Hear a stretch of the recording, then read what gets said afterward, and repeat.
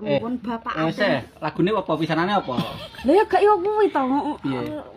Bapak Aten Sadewa sekalian Ibu kagem pinaringani kalih panjang yuswa gak ya ngono. Terus lagune. Matur nuwun Bapak Aten sekalian ingkang sampun kersane bali hiburan kangge nggiyat kerseni kabudayan anggenipun keada perlu mantenan. Kula dongake ingkang nembe mantenan. Mugi-mugi mboten wonten alangan. Tansah antuk nugraning pangeran ayem tentrem seger kuwarasan.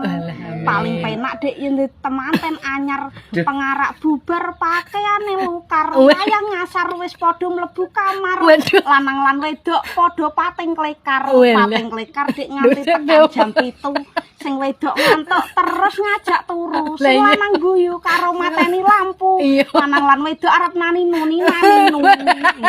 iya wis sing wedoke gak terus nekoki ngene sik to piye naninu apa lho Mas disauri naninu arep nanani nanana Mas nganten mau wis resmi munggah agama lan negara supados mboten rekoso.